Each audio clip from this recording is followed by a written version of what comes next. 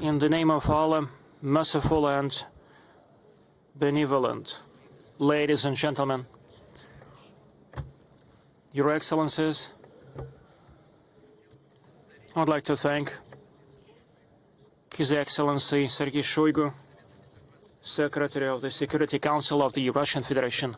Also, I thank the Russian Security Council for the kind invitation to take part in that meeting that gives us an opportunity to exchange our views regarding the development of the modern world and countering different challenges that the world is facing. Also, I was glad to hear,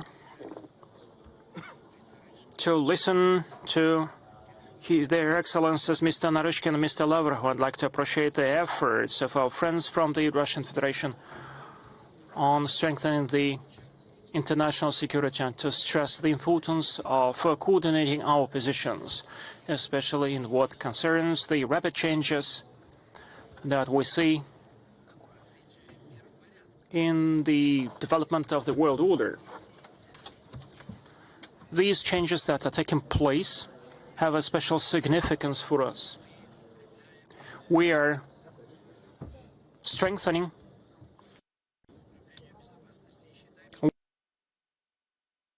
We are building up our efforts to strengthen the international security. We believe that every country bears its own responsibility for our common cause. Those crises that go on one by one, that actually go from one country to another country, and to climate change and other challenges that embrace the world, require our joint efforts for resolution, and certainly cannot be solved by one country alone. Unfortunately, there is inequality in terms of distribution of the economic potential, technical systems, and under this, in such conditions, the international tension escalates. The international organized crime is rising.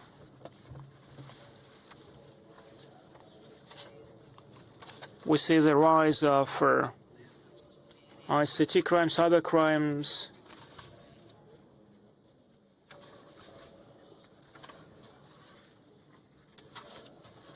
Certainly, the development of the modern ICT is underlying the progress, but at the same time,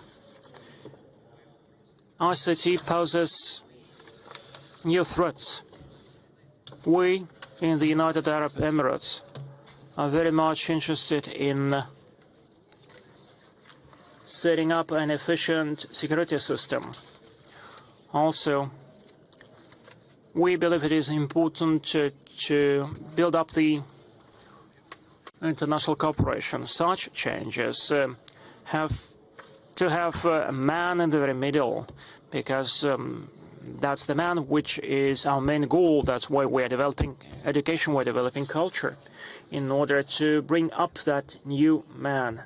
And this is what we are calling on everyone, nationally and in our bilateral relations with our brothers across the world, because this is our common cause to build a better future. Now that the crises are mushrooming,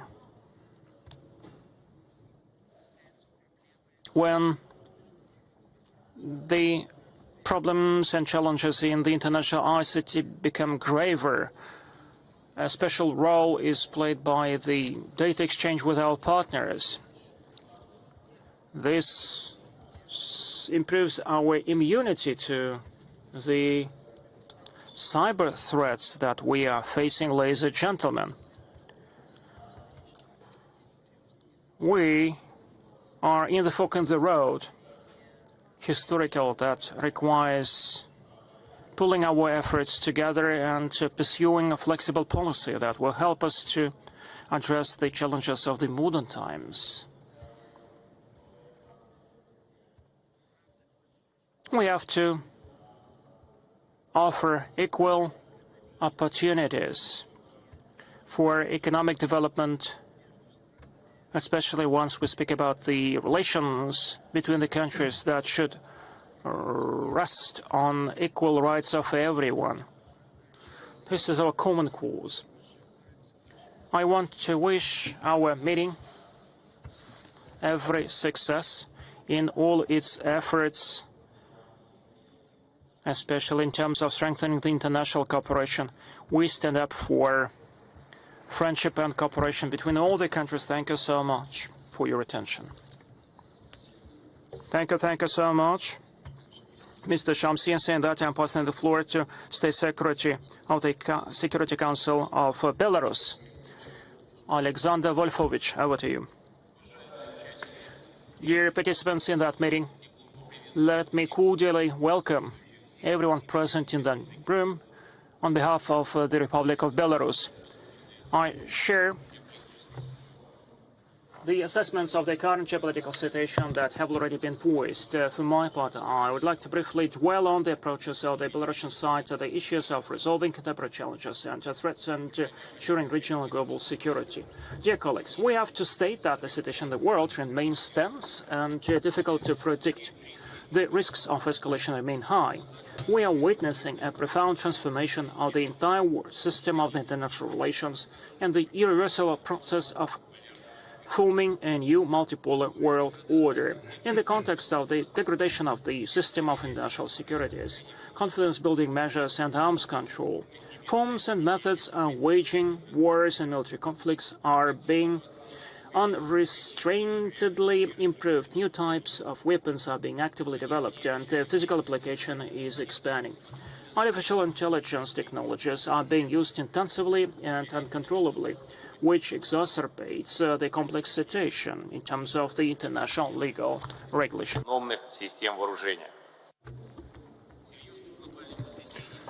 A major global shock and rise of tension is caused by unprecedented growth of protectionism and trade wars in the world. The information sphere and cyberspace have long ago become a virtual arena of global confrontation. Other threats, such as international terrorism and extremism, illegal migration, illegal trade in weapons, people and drugs, are rapidly transforming. Unfortunately, the international organizations set up to ensure global and regional security remain unbalanced, and they are unable to respond in a timely manner to current challenges and threats. They are unable to ensure strategic stability as a whole. The world's largest conflicts in the Middle East and Eastern Europe continue unabated, and the escalation could lead to irreparable consequences on a global scale. There is concern about the growing risks of states engaging in direct confrontation, states possessing nuclear weapons. Despite the negative factors outlined earlier, the process of finding ways to defuse international tension and reduce strategic risks should be regarded as a positive trend. Belarus welcomes the measures that are taken to resolve the Ukrainian crisis. However, the risks of new provocative action and the expansion of military conflicts remain. In the Eastern European region, this is directly indicated by the unrestrained growth of militaristic sentiments and the aggravation of the situation in our region. 2 or 3 years ago, the peak of absurdity for us was the construction by Poland and the Baltic states of all sorts of fencing structures along the borders with Belarus and Russia. And by the way, the West had been fighting against this for decades. In the worst traditions of the Cold War, Warsaw, Vilnius, and Riga have literally fenced themselves off from us and have completely destroyed all forms of civilized communication. This year, our Western neighbors went even further. They decided to withdraw from the Ottawa Convention banning anti-personnel mines. Under the pretext of strengthening NATO's eastern flank, they are working on plans to install mine barriers along the borders of Belarus and Russia. Obviously, despite all the attempts and the process of resolving the Ukrainian crisis, this indicates that the EU is unwilling to return the situation to the political and diplomatic track. The promotion of some European capitals of the thesis of an inevitable war with Moscow is particularly alarming. Under this pretext, the EU defense strategy is focused exclusively on increasing its combat capabilities and strengthening its eastern flank. Thus, it confirms its focus on the long-term preservation of its aggressive policy in the eastern direction. This is confirmed by specific figures. During this year alone, over 400 exercises involving about 500,000 of servicemen are conducted on the territory of European countries. The activities and the nature of the tasks to be addressed testify to the fact that the West is actively, openly preparing for military action against Russia and Belarus. All this convinces us once again on the need to relaunch a global dialogue on the formation of a new security architecture at the regional and international levels, an architecture that will be based on the principles of indivisibility, multipolarity, mutual respect, equality of sovereign states, and the rule of international law. One of the important elements in ensuring this process, among other things, is the Belarusian initiative launched in 2023 to develop a charter of diversity and multipolarity in the 21st century. The main provisions of the charter fully emphasize the relevance of today's agenda. In February this year, the draft charter was presented in Geneva to a number of international organizations, including the United Nations, the SCO, BRICS, European Union, ASEAN, and the CIS. Further discussion of this draft document will continue during the traditional Minsk High-Level International Conference on Eurasian Security. This year, at the suggestion of the President of the Republic of Belarus, the event will be held in the Eurasia Plus format. We take this opportunity and we call upon our colleagues to pay attention to this document and to join the process of developing the Charter. Distinguished colleagues, we have recently celebrated a date of great importance for many countries, the 80th anniversary of the victory in the Great Patriotic War, the victory over Nazism and fascism. Today, this date is a special occasion to once again reflect on the causes of that war, its lessons, to refresh our memories of the decisions of the Nuremberg trial, so that the tragedy should never happen again. We are convinced that today there is still a unique window of opportunity to prevent confrontation, which the Westerners are actively pushing us towards. This should be done in the name of dialogue and the promotion of a peaceful agenda on the international arena and in the European region in particular. We sincerely hope that the consolidated efforts that we undertake will serve to develop a new political process to build confidence, security, and cooperation, similar to Helsinki, but in line with the realities of the present day.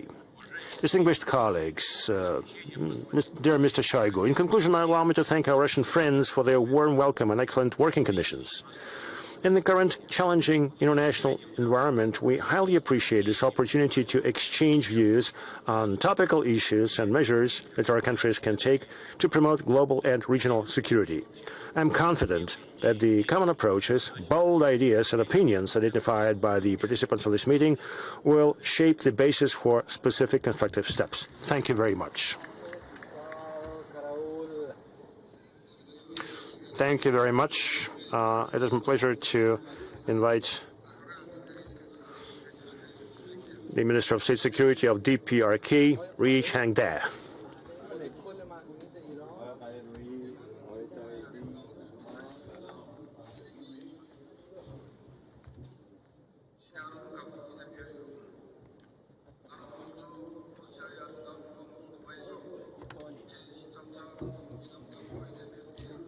В первую очередь, позвольте мне выразить глубокую 중심을 다하고 우리 대표단을 친철히 초청해준 서희부 서기장 동지를 비롯한 조직위원회 성원들에게 깊은 사의를 표합니다. 아울러 이번 연단에 참가한 세계 여러 나라의 대표들과 법들에게 따뜻한 인사를 보냅니다. 존경하는 서기장 동지, 오늘 우리는 침략과 전쟁, 간섭이 없는 평화롭고 안정된 환경 속에서 전 인류의 내면이 그 어느 때보다도 고조되고 있는 속에 이 자리를 함께하였습니다. 조선민주주의인민공화국 대표단은 러시아聯邦안전이사회가 주최한 이번 국제상봉이 자주와 정의, 평화를 지향하는 모든 나라들 사이 단결과 협력을 도모하고 평등과 호혜의 원칙에 기초한 공정하고 안정적인 다국세계 창설을 추동해 나가는 데서 중요한 정치적 우위를 가진다고 평가합니다. 지금 국제무대에서는 특정한 세력이 독단과 전횡으로 말미암아 정의가 부정으로 범죄시되고 형편한 지배와 간섭에 의한 완전한 평등과 호상 존중, 내정 불간섭 및 협조의 원칙 등 세계적으로 공인된 국제관계의 기본 원칙들이 공공연하게 무시되고 있으며 그로 인하여 세계의 안전 환경은 엄중히 파괴되고 이 행성의 곳곳마다에서는 대립과 충돌이 악순환이 계속되고 있습니다. 세계의 그 어느 나라도 인류 공동의 이익과 국제법 위에 미국의 이익을 올려놓고 다른 나라들은 이에 복종할 것을 강요하는 지배주의적이며 제국주의적인 지정학적 구도를 바라지 않고 있습니다. 국제사회의 내면과 배치되게 패권과 살해를 추구하면서 다른 나라들을 제멋대로 평가하고 진영 대결을 강요하는 미국의 일방주의적이며 군사 패권주의적인 정책은 국제평화와 안전이 근간을 허무고 있는 항시적인 요인으로 되고 있습니다. 조선반도 정세가 주기적인 긴장 격화의 악순환 고리에서 벗어나지 못하고 있는 원인도 미국과 그의 추종하는 반평화 세력들이 배타적인 동맹추구 정책에 기인됩니다. 최근 년간 오커스와 코드와 같은 군사불력 형성으로 아시아 태평양 지역에 새로운 신냉전 체제를 구축한 미국은 미일한 삼각군사 공조를 제도화하고 이를 조선민주주의인민공화국과 러시아聯邦을 비롯한 지역의 자주적인 주권국가들을 억제 포위하기 위한 지정학적 수단으로 삼고 있습니다. 특히 유라시아 대륙의 불안전한 안보위기를 몰아한 주변인 나토가 미국이 부추긴 밑에 아시아 태평양 지역에 자기의 하부구조를 이식하고 전쟁준비 수준을 제고하기 위한 군사적 움직임을 번개가 있는 것으로 하여 지역의 불안정 지수는 날이 갈수록 격상되고 있습니다. 최근에 미국이 조선반도 지역의 핵잠수함과 전략폭격기, 항공모함을 비롯한 전략자산들을 공개적으로 투입하는 노름에서 역대 기록을 갱신하고 있다는 사실만으로도 우리에 대한 체질적인 거부감과 적대의식에 쩌든 미국의 군사적 대결 자세를 잘 알 수 있습니다. 아시아 태평양 지역에서 벌어지고 있는 이러한 미국의 진영 대결, 편가르기 책동은 불핍고 재앙적 국가를 초래하는 것으로서 절대로 용납하지 말아야 합니다. 미국과 그 주종국가들이 패권정책, 대결정책에 대한 조선민주주의인민공화국 입장은 명백하며 우리는 국가의 자주권과 존엄, 인민의 안녕을 위협하는 그 어떤 적대적 행위에 대해서도 추하도 묵과하지 않고 정의로운 투쟁과 강력한 힘으로 대응해 나갈 것입니다. 이러한 견지에서 조선민주주의인민공화국은 나라의 주권적 권리와 안전이익을 수호하기 위한 성업수행에 총매진하고 있는 러시아 군대와 인민에게 전적인 지지와 성원을 보냅니다. 존경하는 서기장 동지, 친애하는 대표 여러분, 지난 4월 말 조로 두 나라 군인들이 어깨에 꽂고 한 전호에서 피를 흘리면서 러시아의 신성한 영토인 쿠르스크 지역을 우크라이나 신나치스 강점주의자들로부터 완전히 해방한 것은 불의에 대한 정의의 승리인 동시에 조로 두 나라 사이 굳건한 전투적 우위와 두 나라 인민들 사이의 동맹관계, 형제관계의 가장 높은 전략적 높이를 과시한 일대 역사적 사변으로 됩니다. 러시아聯邦경내에서 진행된 공화국 무력의 군사활동은 유엔 헌장을 비롯한 국제법과 조로 사이의 포괄적인 전략자 동반자 관계에 의한 조약의 제반 조항과 정신에 전적으로 부합되며 그 리행의 가장 충실한 행동적 표현이 본보기적 사례의 훌륭한 기감으로 됩니다.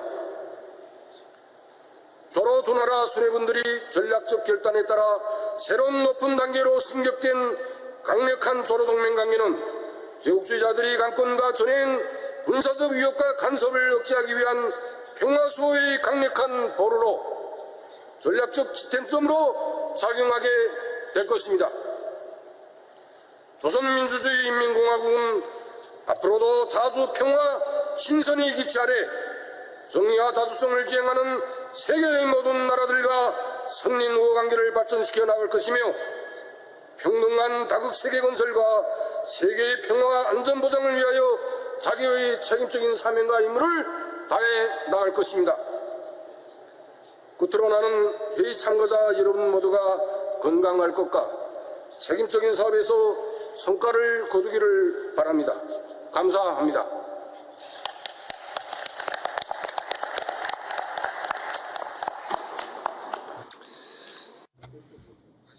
Thank you very much.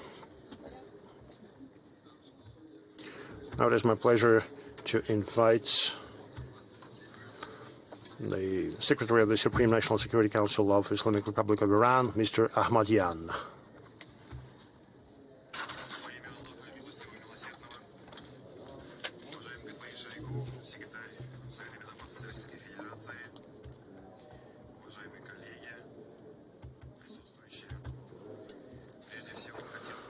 In the name of Allah, the most merciful, first of all, I would like to express my gratitude to Mr. Shoigu for the organization of this important and influential international events. I want to thank the President and the government of the Russian Federation for the warm welcome afforded to us during this significant meeting. Distinguished colleagues, today the world is on the threshold of a transition from the old order, whose proponents left behind two devastating world wars. An order whose consequences have affected everybody. An order that emerged after two world wars. An order that, through unilateral action in the political, military, economic, and cultural spheres, imposed the supremacy of one power and satellites in hard, semi-hard, and soft forms on all countries and peoples, and imposed its oppressive and inhumane standards, values, and norms.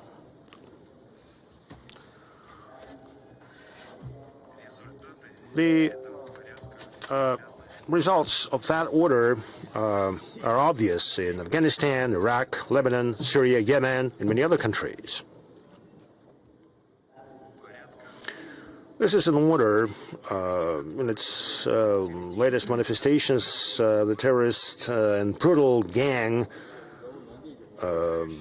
that is ruling the occupied Palestine can massacre women and children, burn them alive, or condemn them to a slow death by starvation, suppressing the slightest protests or objections, leaning on other Western countries and their satellites. This is an order that is based on the exploitation of the weak and injustice. And the core of this order is a lack of justice. And the outcome is endless wars, poverty, and killings around the world. Distinguished colleagues, we are followers of a divine and monotheistic religion whose commandment is, do not oppress and do not let yourselves be oppressed. Now, this means that our religion not only forbids submissive acceptance of oppression, but also considers the act of oppression itself unacceptable and abhorrent. Now, the motto of this religion is, the state can withstand without belief, but it cannot withstand under oppression. In other words, power can be maintained on the basis of godlessness, but it cannot stand if it is built on injustice. The experience of humankind has also shown that imposing and perpetuating oppression does not bring security. On the contrary, it sows the seeds of instability. For more than 70 years, Palestine has suffered occupation, and its people have been subjected to atrocities, torture, exile, starvation, and genocide. The world system of domination has repeatedly perpetuated this situation. Today, however, the root of all instability in our region is the persistence of that very injustice. Distinguished colleagues, I would like to call you to attention at the beginning of the third millennium. I want to warn you all. An entire nation is facing the threat of mass murder, genocide, and ethnic cleansing. What happens to the world if it turns a blind eye to the global disaster? In this transitional or post-bipolar world, biased interpretations of international values and principles by certain powers, regional and global players, have gone unpunished.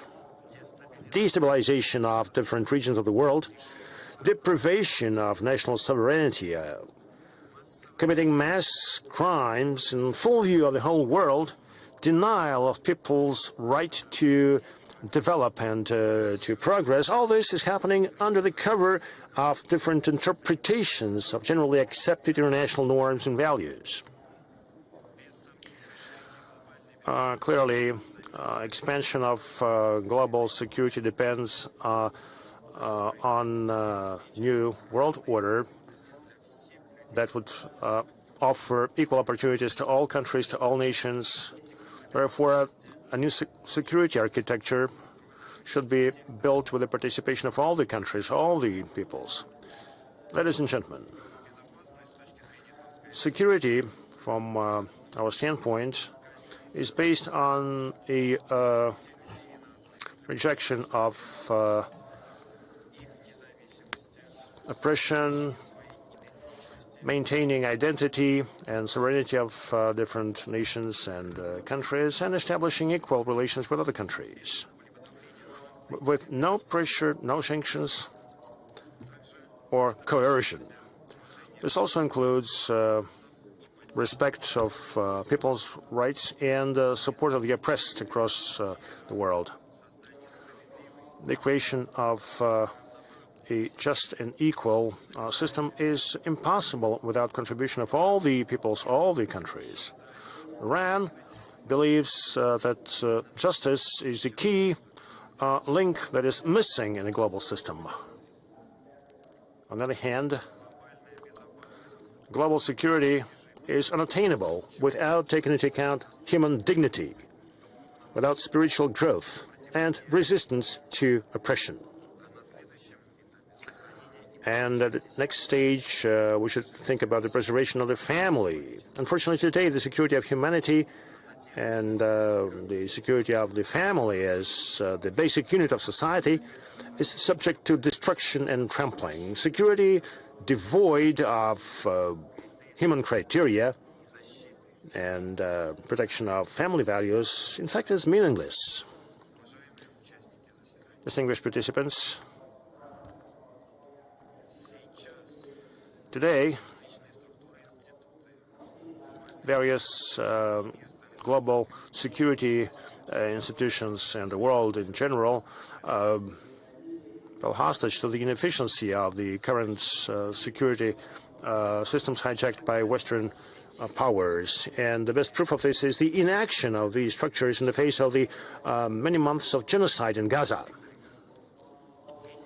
These crimes are the result of exploitative treatment of other countries, deliberate creation of economic and technological inequalities, and the deprivation of peoples and states of free access to the benefits of humanity through sanctions and restrictions. A prime example is the attempt to deny the Iranian people the right to a peaceful nuclear program. The Islamic Republic of Iran, based on its ideology, rejects domination and subjugation, but always welcomes equal dialogue. We emphasize the renunciation of weapons of mass destruction. Yet Iran will not give up its legitimate rights, such as independence in the nuclear sphere, including possession of the fuel cycle and uranium enrichment. Distinguished colleagues, ladies and gentlemen, the steps of the Islamic and progressive countries of the South and the East in the transition from a unipolar world to a multipolar one will chime in a new era in the history of the world based on peace, justice, and equal development. On this path, common interests and opportunities, as well as common threats, will be shaping the prospects of our future cooperation and will help strengthen its foundation. Strengthening of multilateralism and joint efforts to build a strong and equitable security architecture is an urgent need of the international system. Successful examples of this can already be seen. I'm referring to organizations such as the BRICS and the SCO. In the new order, full participation, inclusiveness, given an active role to those players who have not previously had the opportunity to fully engage are indeed key solutions to ensure security in the new context. Together, I invite you to build a world where honesty, coexistence, and justice replace the language of threats, discrimination, and sanctions. Thank you.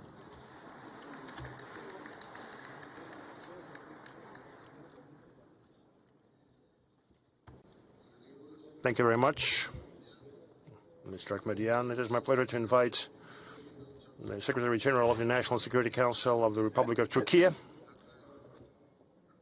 Mehmet Şukay. Over to you, sir.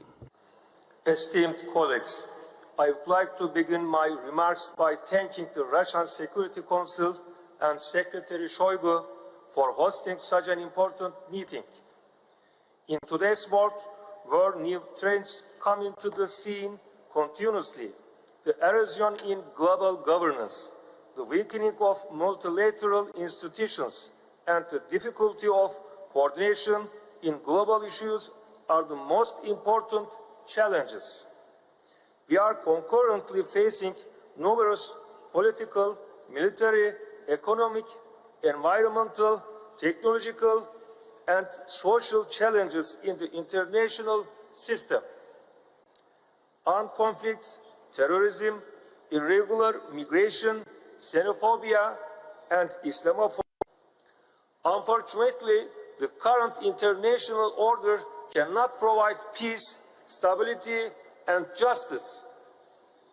Specifically, cannot produce effective solutions to the scourges of the global community, especially to the ones the peoples of the global South and East are facing. The troublesome ineffectiveness of international institutions are frequently voiced by Turkey, especially by our President Recep Tayyip Erdogan. Today, when we talk about the crisis of the international system, we are not referring to an abstract to see that many countries turn a blind eye to the atrocities in Gaza. Unfortunately, the civilian death toll has exceeded 54,000. The tragic events taking place there and the shocking indifference of some in the global community raise justified questions on a rules-based international system. Another issue facing the international community is that the increase in prosperity brought about by globalization is not distributed fairly at the global level. The most important consequences of this situation is undoubtedly food insecurity and famine. It is extremely grave that from Africa to Asia, millions of people are struggling with hunger. The only way to change this dark picture is to strengthen international cooperation and solidarity. The solution to global challenges requires collective efforts forged by cooperation and effective multilateralism. We strongly believe this is where the opportunities lie for countries like Turkey and many others of the global South and East, for building a global architecture of equal and indivisible security. By engaging in dialogue and collectively voicing our rightful demand for a fairer world order, we can create meaningful and positive change in the global governance system. With this goal in mind, Turkey actively participates in many global and regional organizations. While honoring our commitments in the context of our long-lasting alliances and acting as a stabilizing force in those institutions, we are building new ties with other organizations, especially those from the global South and East. To further enhance our ties with the countries of these regions, we have formulated the Asia and New policy alongside our Latin America and Africa partnership initiatives. The future of humanity in relation to science and technology is another issue. Turkey strongly believes that scientific and technological innovations should not be seen as a trump card to increase competitive power, and that all nations should benefit from the advanced technologies, including artificial intelligence. Likewise, as Turkey, we have always viewed the energy and transport issues as areas of cooperation rather than competition. In addition to our own needs, we have implemented many projects that support regional and global energy security, as well as transport corridors in various directions. Furthermore, Turkey is committed to assisting and supporting developing countries in their sustainable development and growth efforts. Our development aid is making a visible difference in many parts of the world, including the global South and East. Distinguished colleagues, Turkey considers security as a matter of shared responsibility, moral obligation, and global solidarity, and believes that it should be human-centered. We will continue to cooperate with like-minded countries for a fairer and more inclusive international order and more resilient security architecture. Thank you.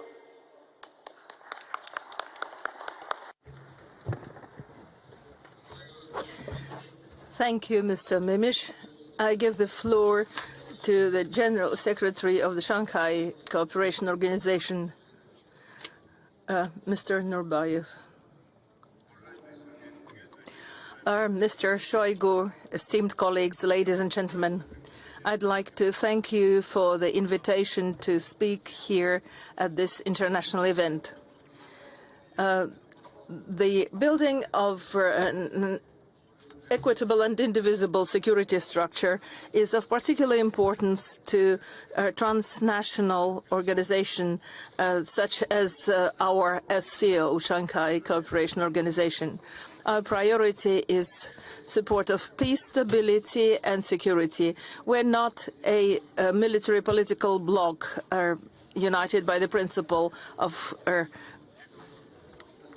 military support. We're non-confrontational and not aimed against third countries. A specific area of our work is countering terrorism, extremism and extremism done by a particular structure within the organization. The 26 member countries of SCO are committed to turning our region into a prosperous and secure space. The approaches of our organization are shared by the Astana Declaration signed by the leaders of our countries and other documents of the kind. SCO there speaks in a single voice for unity and not division, cooperation, not confrontation, justice, not hegemony. It is clear security cannot be a privilege for a few. It cannot be secured at the expense of others. The Astana Declaration says SCO member countries state that interaction within the organization can help build an architecture of equitable and indivisible security in Asia. SCO member states study here the Russian-Belarusian initiative for building an architecture of security and a joint vision of the Eurasian Charter of Inclusivity in the 21st century. SCO is undergoing a process of modernization and adaptation to the realities of life. An important component of that is improving the response mechanisms that are triggered by security challenges. This means building a comprehensive system of specialized institutions, such as a comprehensive center to counter threats situated in Tashkent, which works in the sphere of information security and organized crime. In Dushanbe, another structure will be established, the Energy Center of SCO. SCO works also in the socio-economic and cultural spheres. Esteemed participants, at present, we are now preparing for an SCO summit in April next year in Tianjin, China. We are sure that this summit will propel the organization to new levels of cooperation. Acting together with our partners, we are prepared to play an even greater role in building a new, stable, democratic, equitable, and secure world with a structure of indivisible security for all. Thank you.